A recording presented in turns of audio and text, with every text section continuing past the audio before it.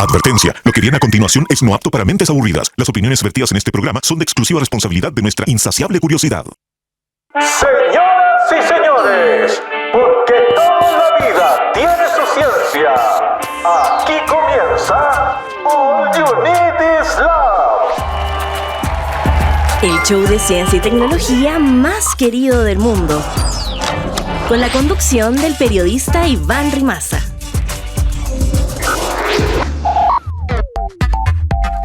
¿Cómo están? Bienvenidos a All You Need Is Love, ciencia, tecnología, diversión, es lo más importante, porque si es que uno entretiene, nada que ver, si es que uno aprende con la cara larga, no tiene ningún sentido, la idea es pasarla bien. Y de hecho ahora mismo tenemos acá en el estudio un público, mira, te aplaudimos por ejemplo, salen unos aplausos espontáneos. ¿Por qué estamos golpeando nuestras manos? Esa es la pregunta con la que quería empezar este programa.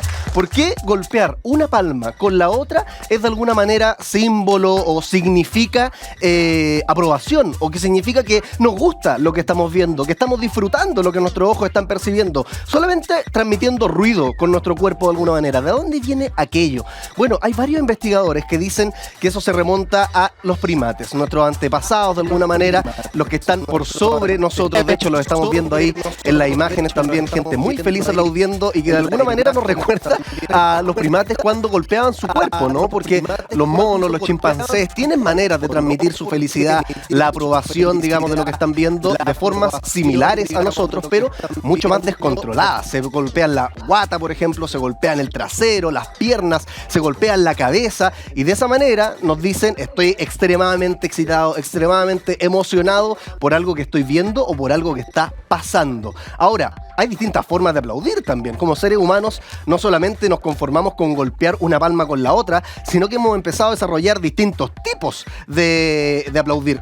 Por ejemplo, si yo junto mis manos de manera perfecta, generando un hueco que hace mucho ruido, claro, ese es un aplauso contundente, ¿no? Pero si pego con los dedos, ese es un aplauso que no tiene ningún sentido. Entonces, de alguna manera transformamos esto que los chimpancés, los monos, los primates hacían de forma descontrolada, es decir, da lo mismo donde caiga el palmazo, da lo mismo como suene, lo importante es expresar de alguna manera aprobación, a algo mucho más ordenado, mucho más humano de alguna manera, ¿no? Pero aún sin lenguaje, aún sin palabras. Así que, ojo, siempre que pase eso, al aterrizar un avión, por ejemplo, y aparecen esos aplausos ridículos, o cuando el eclipse de alguna manera nos emocionó hasta tal punto que había gente también que aplaudía, o cuando termina una película y aplaudimos también, pese a que no está el director, bueno, ahí está la explicación. Es porque quedan todavía resabios. Somos un poquitito monos, un poquitito chimpancés, pero sin querer queriendo. Esa es la curiosidad que alimentamos día a día acá en All You Need Is Love, día de reestreno por Santiago TV. Te escuchamos. Esto es Conexión Cuántica. Quantum Connection. Bueno, en Conexión Cuántica te leemos, la idea es conectarnos, tú con nosotros, nosotros contigo. Y en redes sociales hemos estado súper atentos a lo que pasa previo al estreno de nuestro programa, porque hemos tenido unos trailers preciosos que seguramente tú los encontraste en redes sociales, @SantiagoTV, donde aparezco yo de alguna manera vestido como Harry Potter, en otro aparezco más o menos inspirado en lo que es la serie de Breaking Bad. Bueno, hay un montón de material que puedes tú visualizar en las redes sociales de Santiago TV, @stgo.tv. Y algunos de esos comentarios hemos estado leyéndolos también porque el Tupungato, que la semana pasada, no sé, de hecho va a ser el tema de conversación de nuestra próxima entrevista, pero ahí vemos al Tupungatito con ternura amenazante, diría yo de alguna manera. Va a ser el tema de conversación de nuestra próxima entrevista y un montón de comentarios. Por ejemplo, decía: denle churu para que se calme. Claro, este alimento, ¿no? Que de alguna manera hace callar todas las mañas que pueda tener alguna mascota. Sería peor un tupún perrito. ¿Qué pensamos nosotros? Lo vamos a conversar después con nuestro invitado acá. Todos deberíamos enchufar un Feliway en Santiago para salvarnos. O tupún explosión gatito. Ya, esos son los comentarios que se han generado a propósito de esta, más que alarma, advertencia de lo que podría estar pasando con los volcanes en nuestro país. Tema también de conversación en nuestro programa. Y tú siempre puedes ser partícipe de All You Need Is Love comentando en Santiago TV, en los distintos posts que vamos subiendo, mandándonos un WhatsApp, correo, teléfono. Mira, las formas de comunicación son infinitas. Nosotros acá te escuchamos siempre en la Conexión Cuántica. Seguimos con All You Need Is Love. Y ahora, ¿quién podrá explicarnos?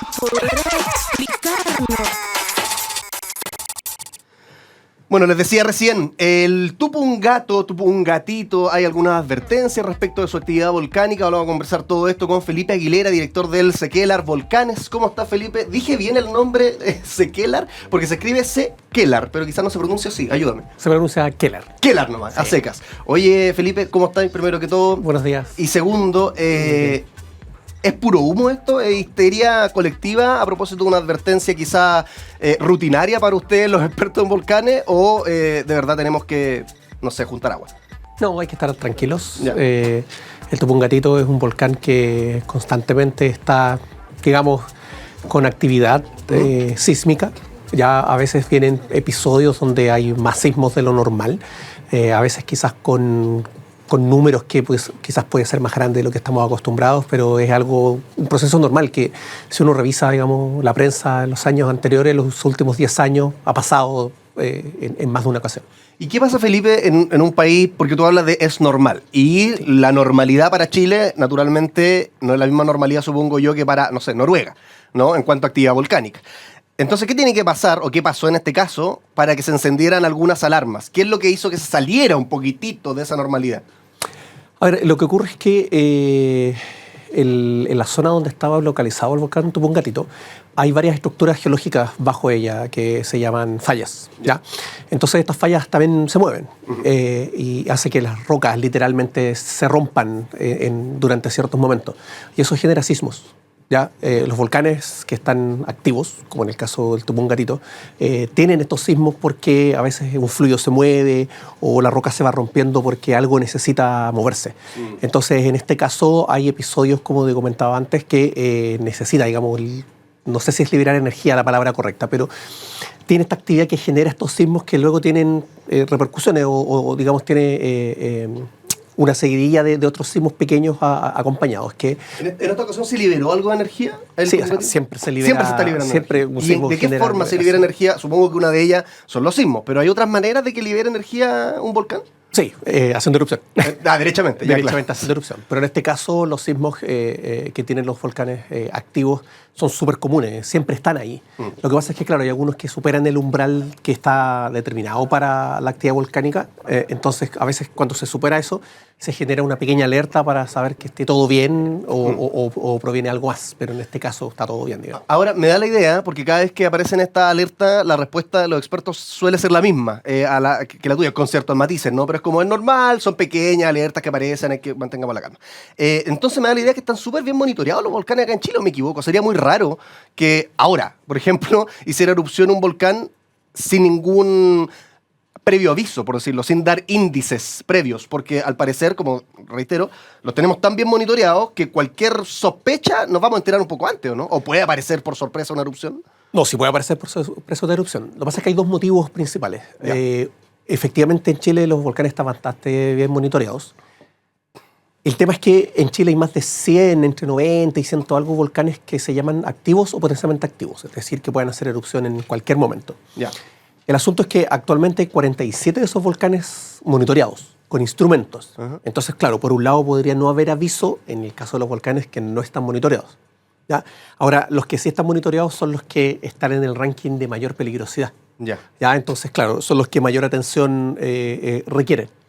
En este caso, sí, podríamos tener una anticipación como el año 2011 con el Cordón Caulle, que fueron muchas horas de anticipación donde se levantó la alerta roja, se pronosticó la erupción y ocurrió.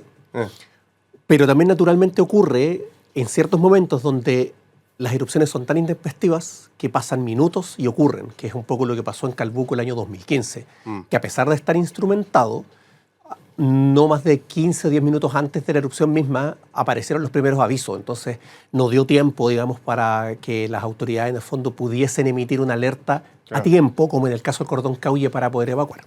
¿Qué pasa, Felipe, a nivel de la tierra, de los materiales, que de repente ocurren estas sorpresas? Porque asumo yo que hay razones muy fundamentadas para decidir estos volcanes los vamos a monitorear y estos otros no. Como tú decías, hay algunos que significan mayor peligro que otros. Pero ¿por qué de repente los que no estamos monitoreando y los que dijimos, ¿sabéis qué? De esto mejor no nos preocupemos porque parece que están bien, terminan sorprendiéndonos. ¿Qué pasa? Que se quiebra esa, no sé, esa predicción, entre comillas, o lo que esperábamos.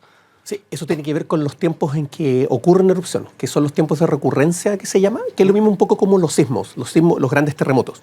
Los grandes terremotos tienden a ser mucho más regulares, entre comillas, porque siempre escuchamos de que después de 100 años un sitio que no ha tenido terremotos es más maduro, pero pueden pasar 150, 200 o 300 años.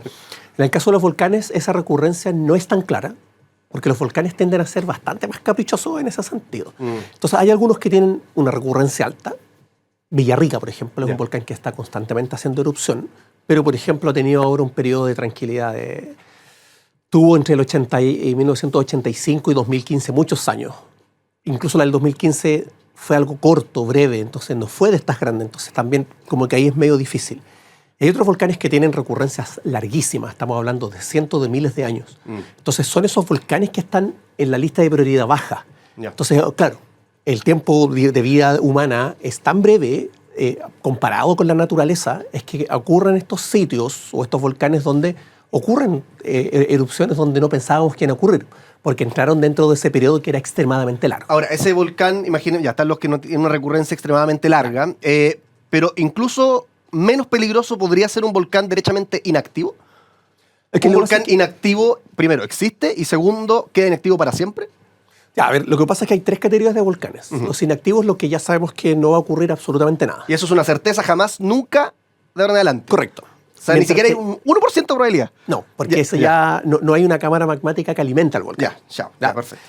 Pero hay un paso intermedio, que es lo que yo creo que en nuestra comunidad, digamos, la gente está más metido, que es cuando dice un volcán dormido. El volcán dormido es que esos son los que dan más miedo. Correcto. Sí. Que es lo que en volcanología se le llama un volcán potencialmente activo. Claro. Es decir, que tiene actividad interna, pero no la manifiesta en superficie. Por ejemplo, con una fumarola, o que tiene sismos así muy pequeños durante un periodo de tiempo muy largo, pero que están ahí, están en un estado latente. Como una persona muy enojona, pero que siempre se calla, un Ned Flanders, ¿no? Y de repente le prende las chispitas y explota. Y nadie se lo esperaba. Entonces, en general, los volcanes tienden a tener ese tipo de comportamiento, donde pueden pasar muchos años donde se vuelva a reactivar. Entonces, esos son los casos complejos, como fue Chaitén el año 2008. Claro. Oye, Felipe, tenemos una dinámica acá que es la pecera. ¿Y qué es lo que pasa con la pecera? Si yo voy a sacar un papelito de aquí, va a salir un facto relacionado con el tema que estamos conversando, reduccionista, provocador, y tú tienes que confirmarlo, desmentirlo, o si es que es más o menos preciso, aclararlo. ¿Te parece? Ya, genial. Vamos a sacar, obviamente tiene que ver completamente con tu disciplina, no vamos a hablar acá de galletas. ¿Quién sabe? Vamos, veamos. Sale aquí. La lava es lo más peligroso en una erupción. ¿Qué dice el experto en volcanes? No. Lo más peligroso son dos eventos. Los flujos piroclásticos, que es cuando la columna eruptiva colapsa y baja por las laderas del volcán. Eso es tremendamente letal. Es lo que ocurrió en Pompeya. Eso a las personas las asfixia y las calcina. ¿Ya? Y el segundo son los lajares, que son aluviones volcánicos, que son extremadamente rápidos, pueden llegar hasta los 100 kilómetros por hora en avance, pero como es una masa de fango extremadamente densa y viscosa, arrasa con todo lo que pasa en un sitio. Entonces, por ejemplo, acá en Santiago, la quebrada de Macul, por ejemplo, el año 93. Así es, por ejemplo, un lajar. Entonces son... La quebrada de Macul, perdón la ignorancia. Me refiero de que el evento es similar. No, pero digo, ¿en algún momento por ahí fluyó lava por la quebrada de Macul? No, es esta corriente de barro, que son los típicos aluviones. Pero en los volcanes ocurre lo mismo. Es una imagen similar a lo que es la quebrada de Macul. Ya te entiendo. Entonces se llama lajar.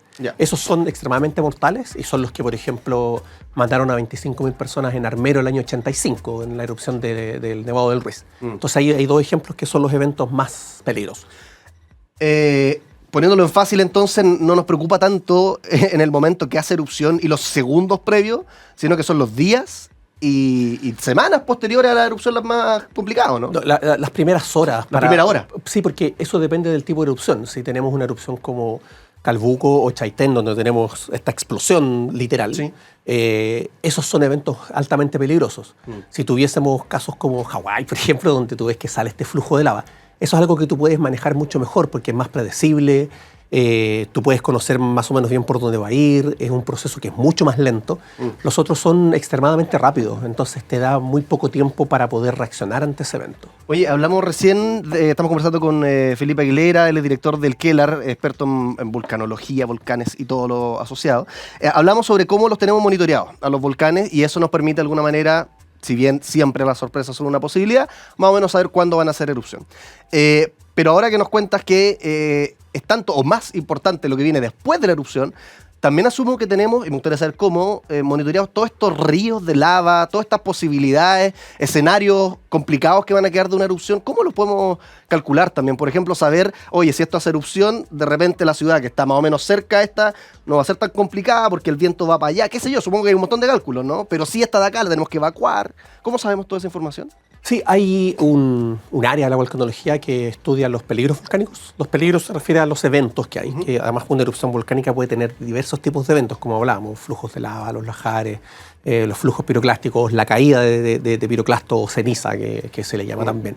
Eso se modela con procesamiento computacional, sí, con mucha información de lo que ocurrió antes. O sea, por ejemplo, tú vas a un volcán, tú vas viendo cuáles flujos de lava hay, qué alcance tuvieron, tú puedes calcular cuánto tiempo se demoró en llegar y también los distintos eventos. Entonces tú combinas el evento volcánico con también los procesos, por ejemplo, atmosféricos. Para saber dónde se desplaza la columna eruptiva, tú puedes modelar con los datos meteorológicos para saber cuáles son las direcciones preferenciales, a qué altura, por ejemplo, de la columna atmosférica avanzan hacia cierta dirección o hacia otra.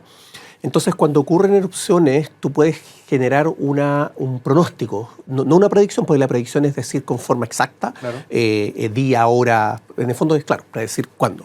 Mientras que un pronóstico tú puedes decir más o menos cuándo podría ocurrir y cómo podría ocurrir. Entonces, con esta disciplina tú modelas eso y tú puedes tener alcances. Sobre todo que tú puedes también modelar con magnitudes, es decir, baja magnitud, media magnitud o erupciones catastróficas que tú puedas saber, este poblado va a ser afectado bajo qué condiciones o no hay ninguna condición de que lo pueda afectar, por ejemplo. Y solamente tenemos volcanes que ya han hecho erupción, porque yo pensaba, tú me dices, es muy importante las erupciones previas para aprender de por dónde fluía la lava, etc.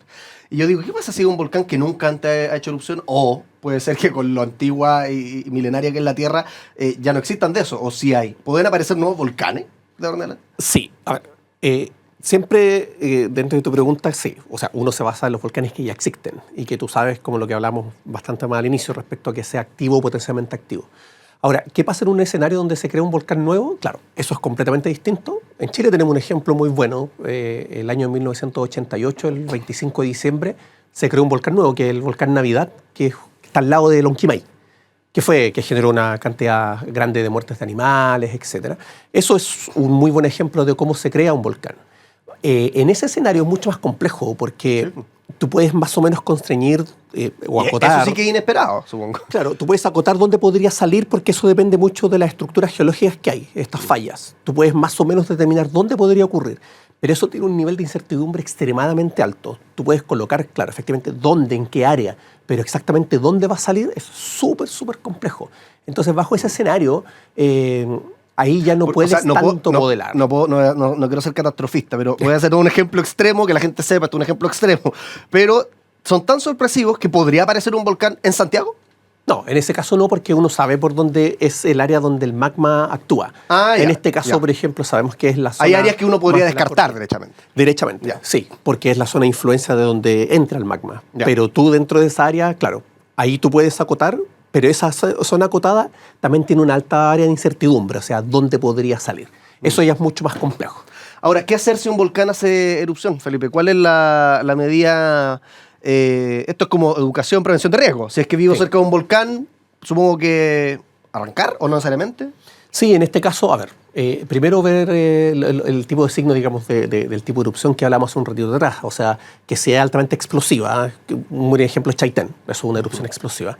Ahí eventualmente tienes que tomar ciertas acciones, un poco similar a lo que pasa con los terremotos, es decir, un kit básico, ¿cierto?, de elementos. Acá una de las grandes diferencias, digamos, que hay es el tema del uso de mascarilla, pero no cualquier mascarilla por el tema de la inhalación de las cenizas.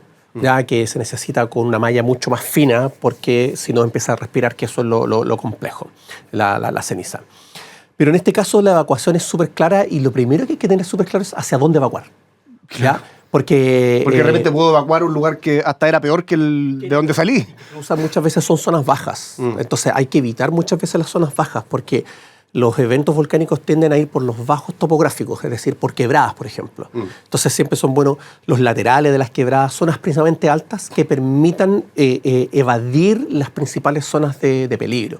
Y eso es algo que se está hace poco trabajando en Chile, que son las zonas de evacuación, que en el caso de los tsunamis es más fácil porque siempre es hacia arriba. En el caso, alejarse de la costa. En algunos casos los volcanes ni siquiera tienes que alejarte del volcán. Muchas veces tienes que subir un poco y quizás no moverte tanto, sino que evitar las zonas bajas. Yo siento que hay un desafío ahí cultural, estoy diciendo, porque siento que con los terremotos y maremotos que están como un poco en un pack, yo creo que en gran parte por el 2010, ahí los expertos en prevención de riesgo me podrán ayudar con más teorías, pero como que lo tenemos más internalizado, ¿no? Entonces, si hay un terremoto o alerta de tsunami, sabemos más o menos qué hacer, para dónde ir.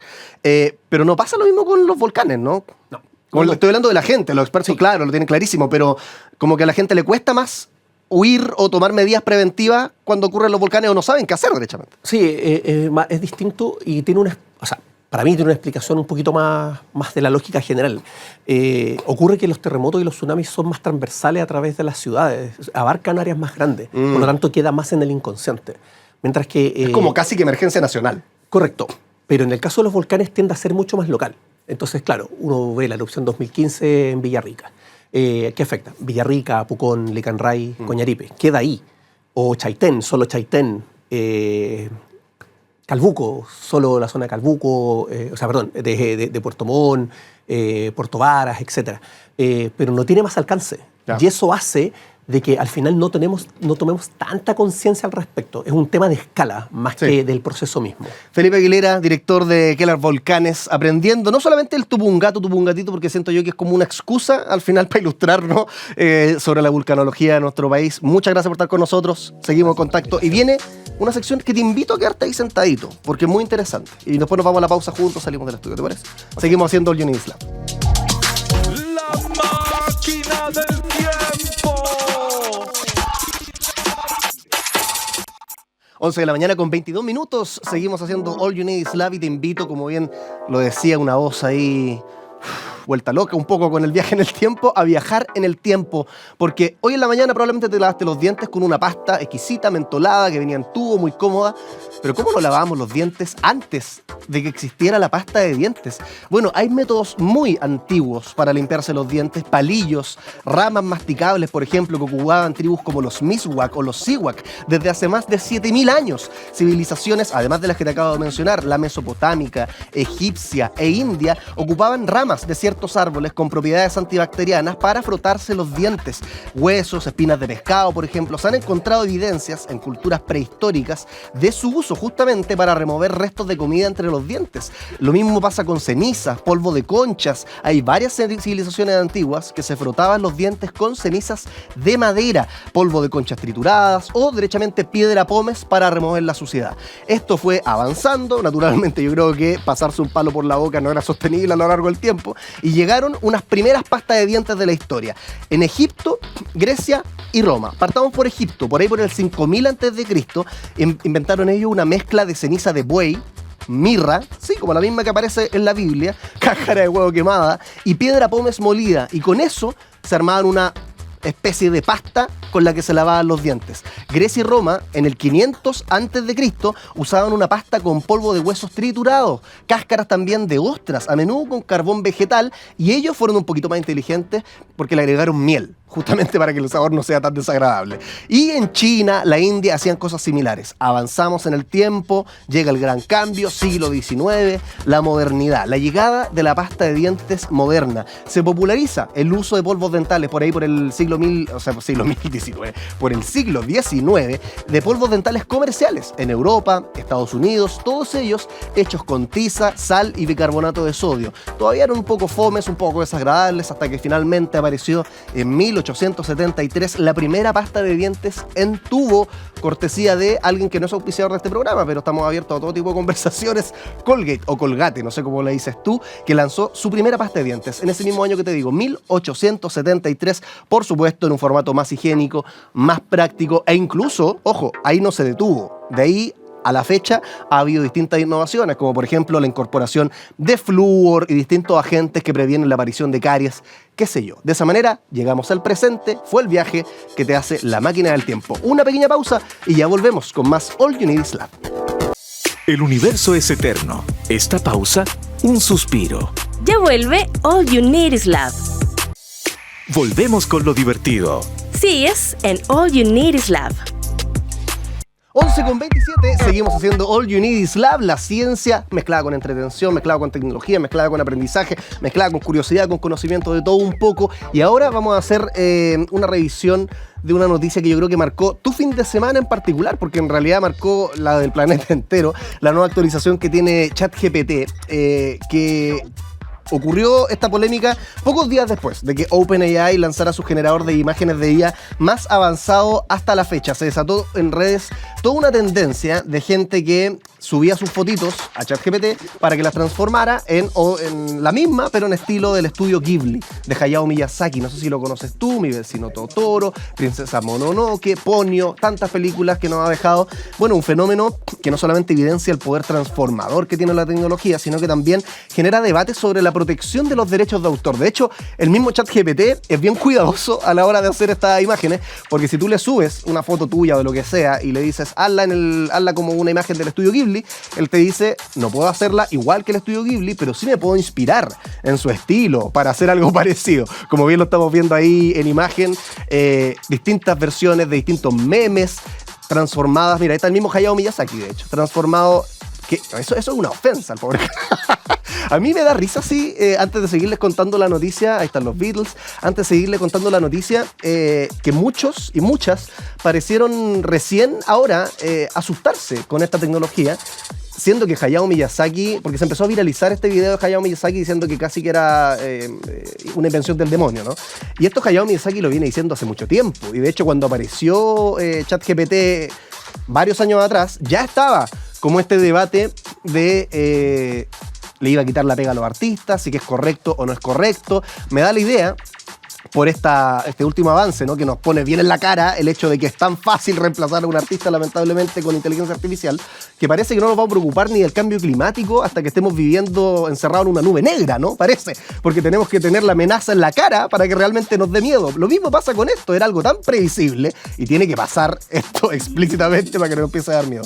Bueno, la nueva actualización de GPT-4, lanzada el martes, introduce mejoras significativas, una representación textual más precisa, la habilidad también para seguir indicaciones más complejas, detalladas. De hecho, según informaron desde la empresa de ChatGPT, que es OpenAI, el sistema ha sido entrenado en una amplia variedad de estilos visuales, lo que le permite crear imágenes fijas como también videos. De hecho, las redes sociales se han inundado de memes no solamente con la estética Ghibli, sino que también imitando la estética de Plaza Sésamo, de algunos animes favoritos, de Disney, de Pixar, en fin. De hecho, en medio de toda esta efervescencia tecnológica apareció un video, el que te estaba diciendo, ¿no?, del 2016, donde Hayao Miyazaki, cofundador de Estudio Ghibli, manifiesta su descontento, calificando esto como un insulto a la vida misma. Su declaración resalta el compromiso del aclamado director con la animación dibujada a mano y, por supuesto, nos deja ahí una reflexión sobre cómo va a ser el arte en la era digital. Si me preguntan a mí, el ser humano jamás va a ser reemplazable. El tema es qué hacemos con esta tecnología, cómo lo usamos de manera responsable y ética. Eso queda para que lo pienses en tu casa. Nosotros seguimos haciendo All You Need Is Love. El que sabe, sabe. Y el que no conduce. 11 de la mañana con 31 minutos. Un 20% de los nacimientos en Chile son de madres extranjeras, según últimas cifras. Vamos a estar conversando sobre la ciencia de cómo se construye un país, conversando también con la población migrante, con Ángela Boitano, profesora de la UDP. Ángela, ¿cómo te va? ¿Cómo estás? Hola, ¿qué tal? Buen día. Gracias por la invitación. Oye, Ángela, qué interesante esta cifra. De hecho, no te voy a hacer ninguna pregunta tan específica. Voy a partir con algo tan abierto como ¿qué te parece? Me parece que hay que interrogar el número. A ver. Y me parece así como, wow, muy interesante, porque nos permite pensar en las contradicciones. Imagínate que a partir de los 60 más o menos se empieza a masificar el uso de la píldora anticonceptiva. ¿Ya? Entonces las mujeres, yo creo que desde ahí para adelante crecientemente empiezan a tomar decisiones sobre su natalidad. Y eso se acentúa en este último tiempo,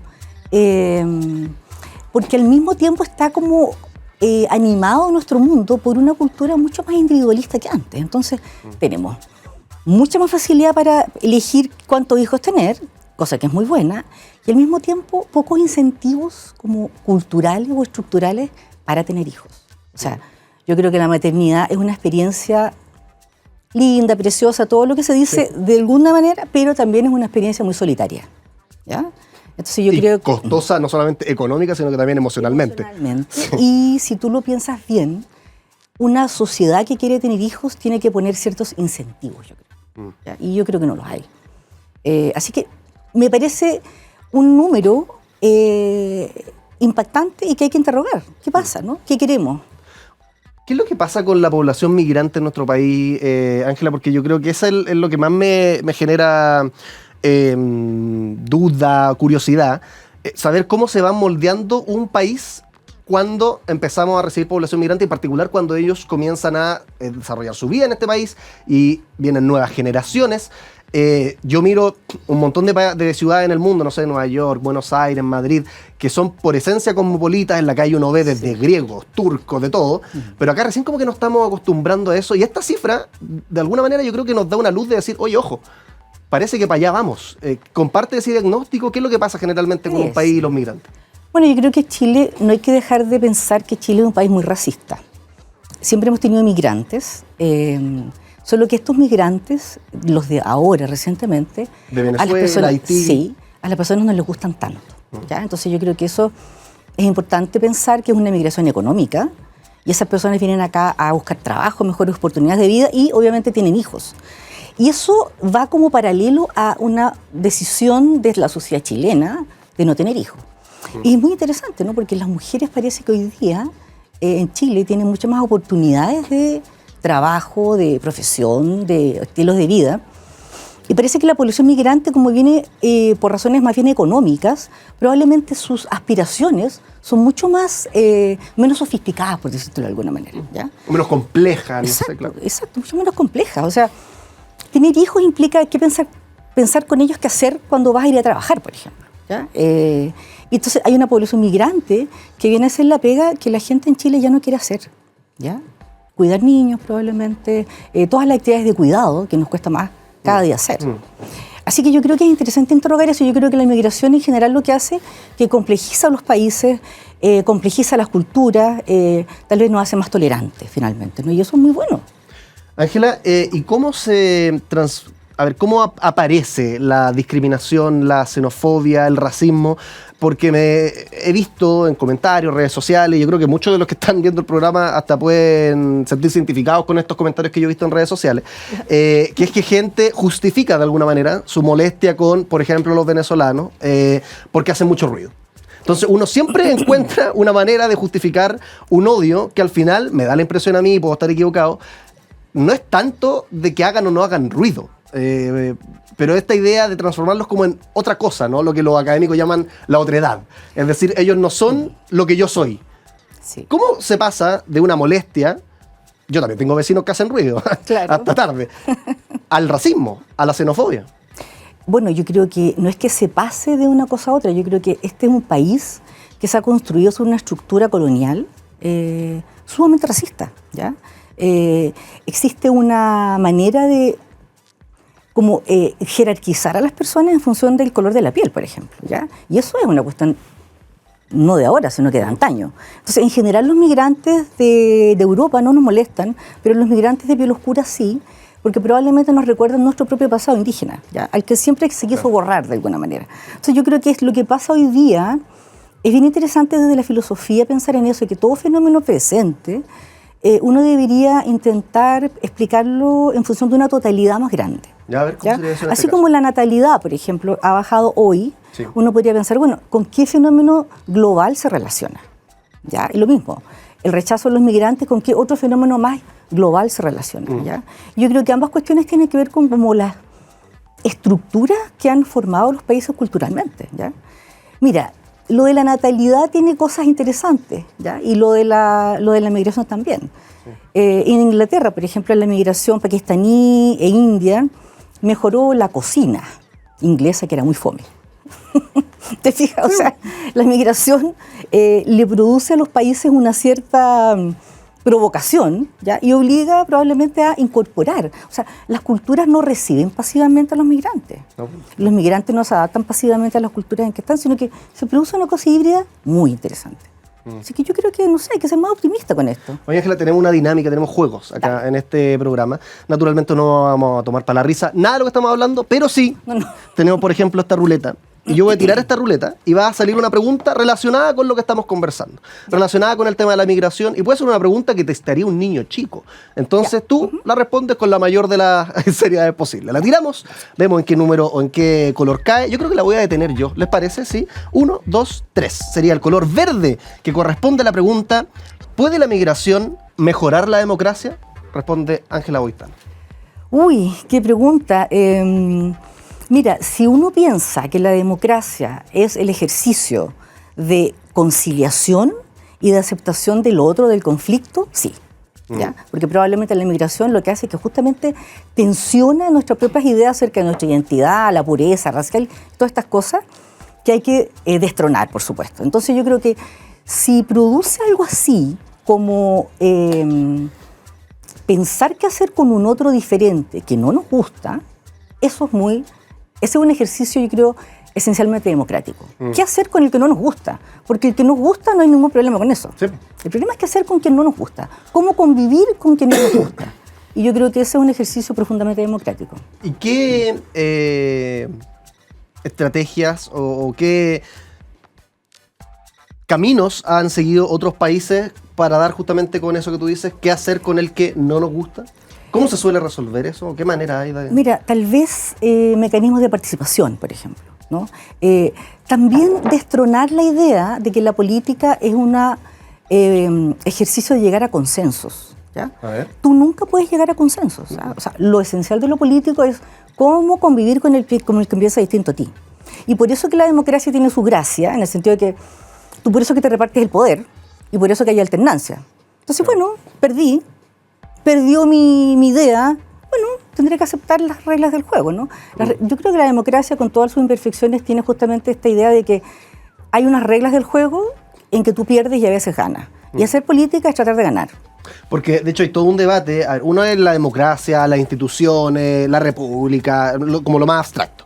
Pero, derechamente, con los resultados de las elecciones, también hay gente que dice que las minorías suelen afectar mucho, suelen ser además un sector de la población que no se pesca en lo absoluto, y eso contradice mucho lo que tú estás diciendo, que muchas veces suelen ser el sector más importante para definir un resultado, ¿no? Las minorías. Sí, pues, pero qué importante lo que dice, porque mira, las minorías justamente es un tema que uno tiene que... Los migrantes siendo una de ellas. Son una de las minorías. Claro.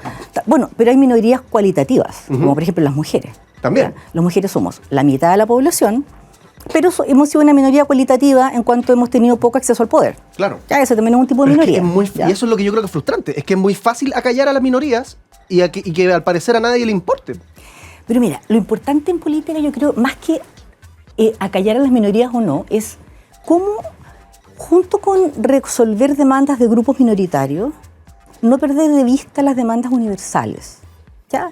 Yo creo que eso es lo que nos ha pasado en los últimos 2 rechazos a la Constitución, ¿cierto? Qué buen punto, porque pienso y de cómo se comunican también los avances. Exacto. ¿Cierto? O sea, la primera Constitución, recuérdalo tú, fue un conjunto de demandas minoritarias, ¿ya? Y se perdió de vista un tipo de mirada hacia lo universal. O sea, hay demandas que nos atañen a todos. Sí. ¿Ya? Y eso es muy importante, digamos, no perderlo de vista. Probablemente esa es como la tensión de hoy día, ¿no? Cómo conciliar demandas universalistas con aquellas demandas que satisfacen necesidades de pequeños grupos. Oye, Ángela, me gustaría profundizar en algo que decía al principio de la entrevista, antes que tiráramos la ruleta, que tiene que ver con, para volver al tema de la natalidad, que al parecer, no me acuerdo cuál fue la palabra, sí sé que hablamos de complejo, pero como que las decisiones de la población migrante quizás son menos complejas que las nacionales. Mira, al margen de lo que dijiste o no lo que no dijiste, mi duda es, ¿por qué población migrante que viene acá por razones económicas, es decir, muy complicado, Exacto. yo diría que el 99% de las veces, Exacto. está decidiendo tener hijos, mientras que acá en Chile, supongo que estamos menos complicados que esa población migrante, terminamos diciendo no? ¿Por qué gente que viene de afuera, hasta el cogote con problemas, dice, ¿sabes que igual voy a tener un par de hijos? Y acá, que quizás no estamos tan al cogote como ellos, decimos, ¿sabes que mejor no? Claro, porque tenemos mujeres que están en edad fértil, sus opciones son mucho más variadas. Para chilenas. Para chilenas. O sea, si tú lo miras, mi abuela que murió cuando tenía 100 años, mi abuela solo pudo elegir entre ser una mujer casada o una mujer solterona. ¿Ya? Y ella pensaba, mis nietas pueden elegir si trabajar o no, si separarse o no. Y luego mis 10 nietas van a elegir si quieren ser hombres, decía ella. ¿Ya? O sea, las mujeres crecientemente han ido optando a una gama mucho más amplia de decisiones, ¿ya? Pero eso tiene que ver con el nivel socioeconómico. ¿Ya? O sea, una sociedad que te permite tomar decisiones, tener o no tener hijos, ¿ya? Y si tú perteneces a una población migrante que viene a Chile a buscar trabajo, lo que sea, dime, ¿qué trabajos son los que optan las mujeres migrantes que llegan a Chile? Servicios, sí, básicamente, ¿no? Algunas... o para no estigmatizar lo que tú dijiste antes, las pegas que nosotros no queremos asumir, derechamente. No queremos asumir. Exacto, ¿ya? exacto. Entonces, en el fondo, las decisiones que los países toman y que las personas toman, en el fondo, tienen que ver con la estructura. O sea, en general, lo que tú me mandaron esa noticia también de que los hombres tienden a hacerse cada vez más vasectomía, hombres jóvenes, sí, y las mujeres tienden a no tener hijos. Claro, o sea, esas decisiones no son personales. Son decisiones que tú tomas, pero... no sé, completamente traspasado por discursos que circulan en la esfera pública. ¿Ya? O sea, un joven va a hacerse una vasectomía y cree que es muy original y no. Muchos lo están haciendo hoy día, ¿ya? O sea, porque ¿dónde termina tu yo? Ya, no sé. Donna Haraway, una filósofa muy interesante, diría que algo así como nuestro teléfono es un órgano. Es una extensión de nuestro cuerpo. Por lo tanto, claro, podemos decir que pensamos cosas personalmente y no totalmente influidos por lo que está. De hecho, hay muchas personas que dicen justamente eso, que el hecho de tener o no tener hijos, ojalá fuera una decisión tomada, digamos, voluntariosamente, con lo que los psicólogos llaman la agencia, ¿no? O sea, pero yo completamente en cabal. Claro. Pero no, al final siempre responde al sistema económico, a la pega que estoy teniendo, al contexto, ¿no? Claro, porque los seres humanos somos seres que nuestra subjetividad no es intra, sino que es intersubjetiva, ¿ya? Estamos completamente conectados con los demás. E incluso las decisiones más privadas que tomamos están siempre en relación con otros que nos importan, con otros significativos. Entonces es interesante, ¿no? Eso no es tan personal esto, es bien social. ¿Qué otras transformaciones, Ángela, te fascinan a ti de un país que tiene población migrante como Chile y además es xenófobo racista? ¿Por qué hago la pregunta como con ese contraste? Porque supongo que no sería lo mismo un país que reciba muchos migrantes y lo reciba con un abrazo y todo fantástico, pero supongo que eso es muy raro. En general se dan resistencia en los países, ¿no? Yo creo que es posible que sí, porque en general yo creo que todo momento histórico tiene a su otro indeseable. ¿Ya? Ya. Si tú lo piensas. Ya sea por religión, ya sea por siempre nacionalidad, lo que sea. Porque además la identidad de los países, la identidad personal y cultural, qué sé yo, siempre se construye en función de otro que yo no quiero ser. ¿Ya? Entonces me imagino que si tú fuiste un país colonizado, querías parecerte mucho más al colonizador que el colonizado. ¿Por qué? Porque el colonizador representa estatus, no sé, aspiraciones de grandeza, en fin, ¿no? Lo mismo, las personas quieren parecerse siempre a aquel que tematizan como el de mayor estatus, ¿ya? Las personas se blanquean, se tiñen el pelo y se blanquean, literalmente, sí. ¿No? ¿Por qué? Porque parecen, exacto, de un pasado indígena, al cual probablemente rechazan. Entonces es interesante eso del racismo, ¿no? Y ¿sabes qué encuentro más fascinante todavía, Ángela? Que lo que tú dices es derechamente no es una variable, porque pese a que el 2019, por ejemplo, tuvimos el estallido social, que muchas personas conservadoras criticaban por su wokeismo, ¿no? La cultura de los woke, de los progre, y que yo encuentro que todos los avances que ahí se lograron son espectaculares. O sea, lograr conciencia, como tú decías, de minorías tan grandes, a su vez, como son las mujeres, minorías sexogenéricas, neurodivergencia, o sea, infinitos avances. Pero aún nos quedamos en la prehistoria con algo tan básico como es no ser xenófobos o no ser racistas. Sí. O sea, realmente pareciera que lo que tú dices, que necesitamos tener a un otro que odiar, es una constante, pese a que hace 5 años atrás tuvimos una literal revolución, yo diría, cultural, o un estallido, que no fue capaz de sacar esta constante. No.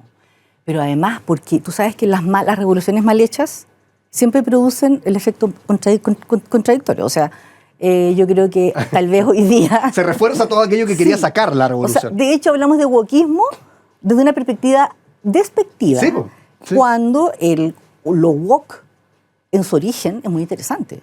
Porque supone algo así como reivindicar los derechos de las minorías que han estado silenciadas. Totalmente. Ya. Pero hoy día consideramos que el wokismo es un defecto, imagínate. Claro, sí. O sea, si yo le digo a un amigo, hoy te pusiste woke, claro, es más bien un despectivo, no, o sea, no lo estoy felicitando. Ya, entonces, imagínate cómo, o sea, cuando pienso en el estallido social, como un momento de optimismo, pero finalmente lo que hoy día tenemos es un país mucho más derechizado, tal vez. Espero equivocarme. Porque además, en el mismo estallido social estaban las banderas del pueblo mapuche, por ejemplo. Sí, pues, claro. Pero al mismo tiempo, en la primera constitución rechazada, en el pueblo mapuche, si tú fijas dónde votó la gente, la Araucanía, qué sé yo, fueron rechazadas demandas muy interesantes que beneficiaban justamente la identidad indígena. Oye, te dejo entonces la pregunta y por el tema de la revolución mal hecha. Revolución mal hecha. En el caso del estallido. Más allá, si una revolución mal hecha, no quiero entrar en ese detalle, pero ¿cómo sería entonces una revolución bien hecha? O planteo la pregunta de otra forma. ¿Cómo podríamos dejar atrás la xenofobia y el racismo? Y no hablo del uno a uno, ¿no? Porque es muy fácil dar un mensaje a la cámara y decir, oiga, piense en su vecino como si fuera igual a usted, etcétera. Casi que lo que nos dice la Biblia. Pero a nivel de democracia, algo más grande, estoy pensando en una reflexión más grande. ¿Qué tiene que pasar para que dejemos atrás la xenofobia y el racismo? O, como tú bien decías, es una constante con la que tenemos que aprender a vivir y siempre va a existir. No, mira, yo no tengo respuestas a eso, pero en algún momento investigué harto sobre la emergencia de una intelectualidad indígena en Chile. A ver. Y me pareció ver una posibilidad muy interesante. O sea, si aquella minoría que a ti te parece que ha sido subordinada, por ejemplo la minoría indígena, me parece que la única manera de romper un poco la xenofobia sería que estas personas logren espacios de poder, disputar el poder, ¿ya? Y probablemente la emergencia de una intelectualidad indígena lo que hace es que esas personas dialogan de igual a igual con quien está en el poder. Y eso crecientemente, no sé, que te haga clase un profesor indígena. Porque cuando tú las personas le preguntabas, ¿conoces personas mapuche? Sí. Mi nana, ok, y ahora no, tengo profesor de matemáticas, conozco un gran científico, un cantante de ópera, y esa representación social que van generando las personas de esta minoría, que en particular estamos hablando, de alguna manera tú empiezas a imaginarlos ubicados en otros lugares sociales. Y eso parece ser que es cosa de tiempo nomás. Es cosa de tiempo, es cosa de oportunidades. Claro. ¿Te fijas? O sea, hay una beca indígena que permite que las personas estudien entonces posgrado. Entonces tú vas como de alguna manera construyendo ahí una masa crítica de personas que son indígenas y que ejercen lugares de poder, ¿ya? Por lo tanto, es cosa de tiempo. Pero mira, qué loco, porque hoy día, en lugar del otro rechazado por razones racistas, entonces el migrante. ¿Ya? O sea, parece que siempre nuestra manera de relacionarnos con el otro siempre va a ser jerarquizando, ¿no? Y eso probablemente es algo de nuestra naturaleza humana, ¿no? Ángela Boitano, profesora de la UDP, estamos hablando entonces, la verdad partimos hablando de la natalidad y terminamos hablando de la democracia y cómo construir una mejor sociedad, que es lo más importante. Muchas gracias por estar en el programa. Bueno, y te invito a quedarte hasta el cierre, porque vamos a despedir con Ángela sentada acá al lado. Seguimos haciendo All You Need Is Love.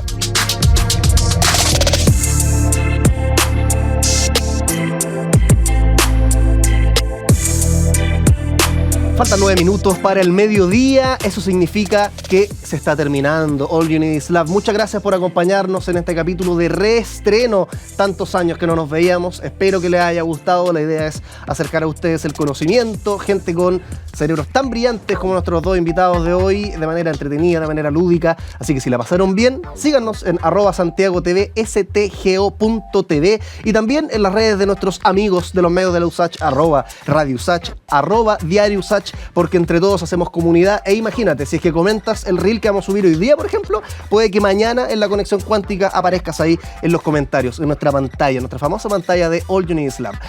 un abrazo, un beso si es que lo aceptas. Si no, muchas gracias a todo el equipo acá por el trabajo. Y nos encontramos mañana, como siempre, de 11 hasta el mediodía por Santiago TV. Que esté muy bien.